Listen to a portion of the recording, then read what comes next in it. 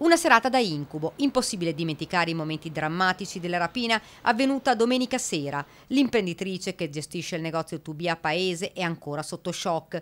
Pensa a quanto è accaduto e ci racconta che non riesce a dormire di notte. È scossa ed ora, a distanza di 4 giorni, ripercorre quei minuti interminabili quando due persone incappucciate le si sono parate davanti. Hanno atteso che le arrivasse davanti casa, un vero e proprio agguato dopo una giornata di lavoro. Preferisce non farsi riprendere. Ho parcheggiato come sempre nel parcheggio davanti casa e a un certo momento, quando avevo finito, parcheggiato, chiuso il furgone, avevo in mano il borsello con le solite cose che si portano e una borsa, e mi sono presentati due individui mascherati che io non potrei riconoscere e mi hanno detto: buonasera signora, siamo armati. Ed è proprio in quel momento che l'imprenditrice reagisce.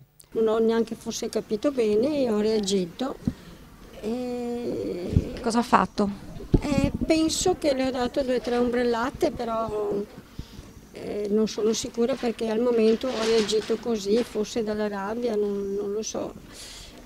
Col senno di poi ci avrei pensato 2 volte. Però in quel momento è stata così, mi ha strappato il borsello che avevo in mano e sono partiti, sono fuggiti via. Fuggiti a bordo di un'auto, le telecamere di videosorveglianza della famiglia hanno ripreso i momenti della rapina, i due incappucciati, probabilmente italiani, nessuna inflessione. Sul posto i carabinieri che stanno cercando l'auto utilizzata dai malviventi, il bottino di circa 2.000 euro, l'incasso della giornata. Nel 2013 i coniugi erano state vittime di un altro agguato, all'epoca i rapinatori riuscirono a scappare con 10.000 euro. 6 anni dopo è tornato l'incubo. La paura è tanta, ci dice, ma non sul momento, dopo, quando se ne sono andati.